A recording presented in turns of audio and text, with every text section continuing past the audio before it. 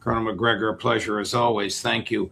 I do want to talk to you about President Trump's dwindling options to escape from the mess he and Benjamin Netanyahu have created in Iran. But before that, I want to talk about military preparedness.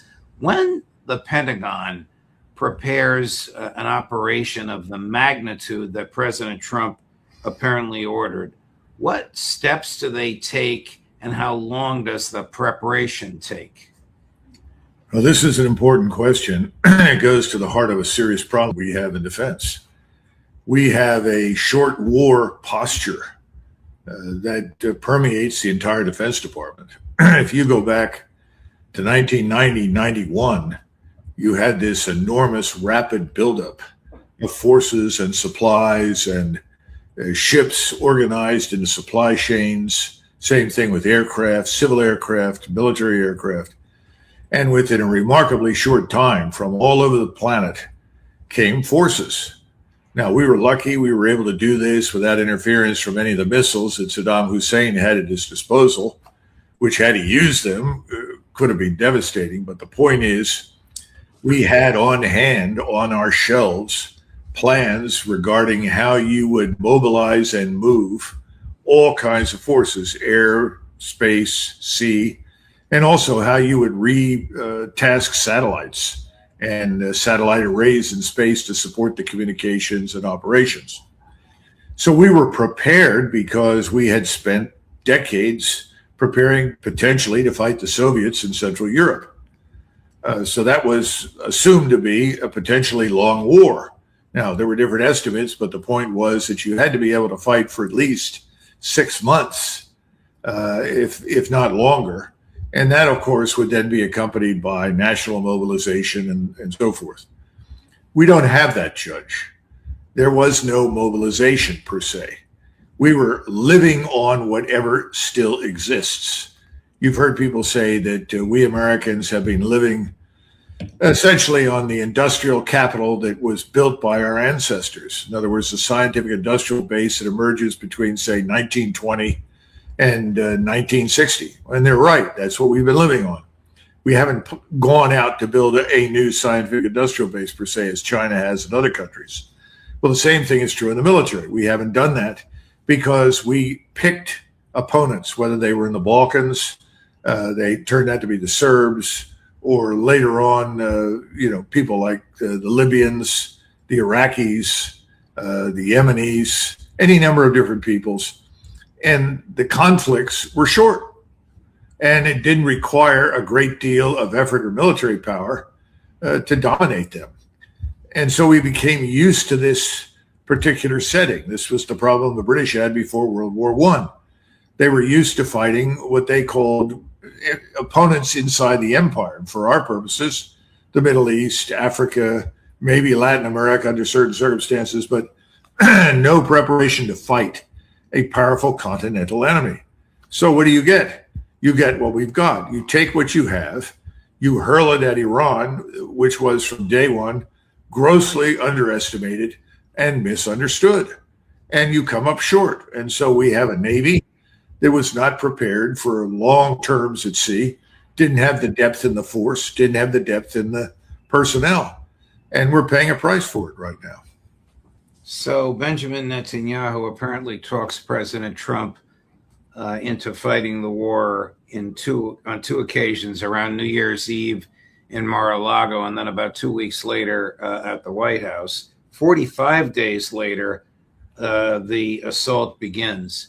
Is that enough time to organize and prepare something of this magnitude? And does the Pentagon consider the economic and cultural responses to war at home, or is that out of the Pentagon's purview?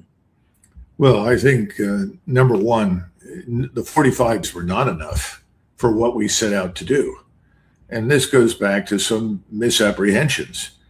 President Trump decided to embrace the Israeli assessment. Remember, the initial assessment was this government may fall apart in 4 days, at the most 2 weeks. I mean, we went through this during the Kosovo air campaign, where the comment was made when the military was asked by President Clinton, what do you think? How long is this going to last? And the answer was a few days, 10 days, maybe 2 weeks at the most. Well, it went on for 78 days. And we know that it ended when Strobe Talbot was able to go and bribe Yeltsin to drop Milosevic, at which point in time the Serbs said, well, the game's up, we pull out, we don't have any Russian support. Well, you have something similar right now, except there's nobody you can bribe. Nobody's going to listen to you. So you're stuck. And your opponent is prepared for the long haul. They've spent 20, 30 years preparing for what they thought would be an inevitable war against us. So no, 45 days was not enough. Now, as far as the second thing is concerned, when you start asking hard questions about yourself, about what is the social cohesion of the United States, what's the impact on this all-volunteer force, which in the aftermath of Vietnam, let's be frank, was kind of an expedience. It was designed to get us out of a very bad situation with the American public. And again, that force was fine for Iraq and the circumstances and the duration of that campaign, but not much beyond that. And then we made it smaller. So I think the answer to the second question is probably no. And then you've also misjudged your opponent. It's not just a question of how are we going to react and what do Americans think. I don't think there was any thought given to the possible requirement that you'd have to go out there and convince Americans that this was an existential threat and that our response had to be an existential one. It's not. Nobody believes that. And subsequently, all the efforts by the media, which is in the hands of Zionist Jewish forces, as well as the usual suspects and all the newspapers, the television, so forth, all trying to tell us, Iran is going to launch nuclear weapons in 5 years and destroy Los Angeles if we don't do this. Well, that's nonsense, and everybody knows it's nonsense. So it hasn't worked. Do the people that really bear the burden in this war, take, for example, the 5,000 sailors and Marines, I guess it's both genders, male and female. I don't know if they have male and female on the USS Abraham Lincoln. But do people like that understand that they're not fighting a war for the United States of America? I think if they did not understand it when we left to go fight, I think large numbers of them now believe that. Yes. I think they know this is not an existential threat to the United States, and that we're fighting for some other purpose. And I'm not sure they're clear on that purpose. Someone has told them we have to destroy Iran. We have to open the strait. And they'll listen to that to a certain point, but no one has bothered to explain that this entire war is a product of the Greater Israel Project. The decision after the 7 October attacks to sort of repurpose the response to the Hamas attacks, which we now think in retrospect were allowed to happen, but to repurpose those attacks in a way that would justify a regional war for Israeli Jewish supremacy, tied up with interests here in the United States. So I think people have said, wait a minute, where's the Imperial Japanese Navy? It's not out there. We're not fighting it. Where's the Soviet Navy? It's not out there. We're not fighting it. Then what are we doing? And I don't think most people are very happy with the outcome. Where's the Wehrmacht? It's there. That's right. Right. How do we know? Well, let me backtrack a little bit. Benjamin Netanyahu not only talked Trump into this absurd war, he talked him into participating in an assassination of the Ayatollah. The Yes. Ayatollah was assassinated within the first 48 hours. His son, the Ayatollah that was killed, was anti-nuke and moderate. The son, we don't know where he is on nuclear weapons, but he's certainly not a moderate from the hardliners he has assembled in the government around him. Is that an understanding with which you concur? Oh, no, you're right. And I know that Max Blumenthal has talked about this also, Artem Mowaini, who's a true expert on Iran and the region. And let's understand what's really happened. Sure, you've killed off the leadership that was there at the outset of the war. Surprise, surprise, the people that have risen up have turned out to be tougher, more aggressive, and fundamentally less likely to cooperate with you. That's something that the Germans discovered when they fought the Soviets. Stalin had murdered an estimated 50 to 60,000 Soviet army officers, and people inside the German general staff, many of them were convinced, well, this is going to have a terrible impact on the conduct of operations. They've weakened the Soviet armed forces. But there's always another side to this.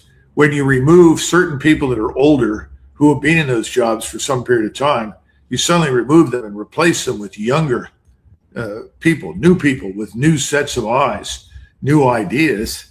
Things actually get tougher for you. You end up fighting people that were better than the ones you disappeared at the beginning. Now, the difference this time around, and this is hard for people to get, this is very important. When I was at the Dayton Accords, when General Wes Clark there was advising Ambassador Holbrooke, I would sit and listen to Europeans and members of the Clinton administration, and they would talk about how all of these people in the Balkans are really the same, and all of these people would come together and understand each other. And trying to explain to people that these individuals, whatever they were before the civil war in Yugoslavia began, is now different from what they are today. Too much blood has been spilled. Too many families killed. Too many friends and sons and fathers have died. Too many women have been violated and raped, all these things. I said, what do you expect these people to embrace each other and say, oh, well, let's all bygones be bygones, love each other and get along? Nonsense. That's what's happening in Iran today. For them, this is an existential war. That you're seeing the emergence of a new population, and I would argue, and Arda Moini argues, a new state, a new Islamic Republic that is going to be much tougher, much stronger, much more cohesive and determined than anything we encountered in the past, much more so. What you've just articulated, was it not known and perceived by American intelligence, but rejected by the Israelis, whom Trump chose to believe? Is this war a result of a fundamental character flaw in the President of the United States? Well, character flaw may not be the right word. The right word might be lack of understanding, lack of confidence in his own people, because he does seem to have deferred to the Israelis along the way, Judge. I don't see any evidence that he's ever really said, no, thank you, don't agree with you, go back and re-examine your assumptions, which is normally what you say to somebody when they present you with an assessment, as Phil Giraldi or Larry Johnson can tell you. You look at this thing and say, well, listen, I've read this. I've also read your assumptions. I don't think they're right. That doesn't seem to have happened. It seems to have just been taken on uncritically by the president. And that's the fault of the 6 or 7 people that surround him, that they allowed him to do that. It was up to them to intervene and say, no, wait a minute, boss, before you buy into this 100%, let's go back and re-examine these other reports where the assumptions are different. That doesn't seem to have happened. Well, this happened as recently as leak with the Air Force One. Mossad said, we have intel that the Iranians are going to attack the plane with a missile. You better get the president out. CIA said, no, there's very low confidence in the Iranian threat.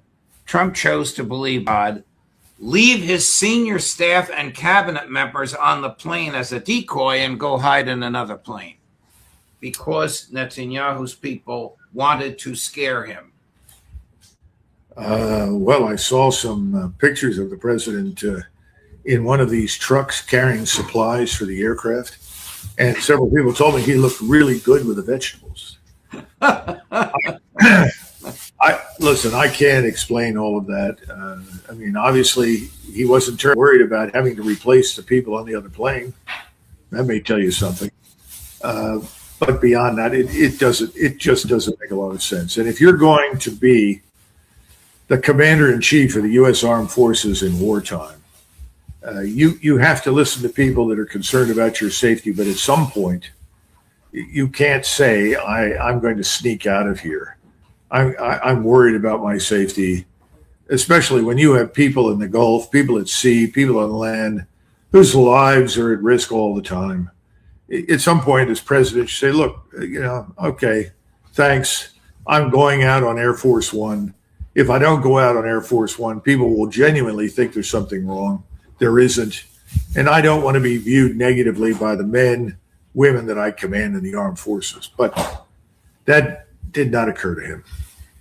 Colonel, to Ukraine, did the United States Army and the Ukrainian Army recently engage in war games in Germany?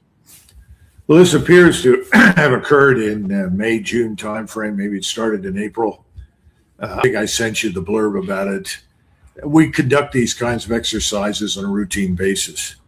But it's important to pay attention to this because there were apparently people quite surprised that the Ukrainians, who of course been at war now for 4 years, came in and they employed tactics that had been employed against them and some of the tactics they've employed against the Russians. And it turned out we were completely unprepared for it and we were annihilated. Now, why is this important? Does this say our army is terrible or our navy isn't right or anything else? No, that's not the point. The point is that a lot of years have gone past. Things have changed dramatically. If you were going to point to an analog for the battlefield that we face today, in other words, what you have on the ground in Ukraine, and to a lesser extent, what we're seeing today with Iran, looks a lot like World War I, Judge. In other words, people went into World War I prepared for a war of maneuver, and they lost hundreds of thousands of dead, hundreds of thousands killed, and were then forced into static positions of defense. And then it suddenly became very clear to everyone the defense was superior to the offense. We spent the next 4+ years trying to break out of this defense posture, really never did. The war ended because of a state of exhaustion, and I would argue on all sides, not just the German. So the point right now I think we need to take from this is that this is a very different warfare state right now. When I say state, I mean condition. It's a lot like World War I. You're not going to be able to do the things you did in the past, behave as you did in the past. You're going to have to prepare for a very lethal environment that's different. And we're going to have to live with this environment in which the defense is superior to the offense. And I hope somebody is looking at it from that standpoint. It goes also back to the other comment. It's time to start preparing to fight a long war, because any war you get involved with as a result of the changes in technology is likely to be long, not short anymore. That assumes that you're going to travel anywhere to fight anybody. That's another question. So I think it's a good thing this information has gotten out. I hope the senior military leadership of the Army and the Marines, everybody's looking at this, because we've got to come to terms with it. If we fight in the future, we've got to expect to confront this kind of lethality and threat. We've got to plan for it. We've got to find a way to counter it. To me, almost inconceivable that the Ukrainians beat the Americans and that the Ukrainians had time to engage in war games when they're fighting an existential battle against a military 5 times their size. Well, we've paid for that. We brought them out, we set them up, and they were able to do this. I think whoever did it deserves credit. It was a smart thing to do. And, you know my view on this whole thing. The war, for all intents and purposes, on the ground is lost. Ukraine is not going to win anything. There is not going to be any comeback. The question is, will there even be a Ukrainian state in the future? But we can learn from this. So I'm glad that they brought out these veterans. And we did this in the 1970s. If you go back to 1977, 78, 79, there were still German generals alive who had fought on the Eastern as well as the Western fronts, fought against us, the Soviets and the British. And they did something similar with NATO. And then they were brought in to reorganize the way NATO should fight if it has to fight the Soviets. And when they were put in charge and they were allowed to make those changes, they defeated the Soviets. We had lost over and over and over again. That's one of the reasons they brought them in. I do think they had an impact. And you see changes in the U.S. Army in particular in the 1980s that reflect that influence. So this is a good thing. And we should not misinterpret it. It's not a bad thing. What would have been bad is to run another rigged exercise. And we certainly have done a lot of those, Judge.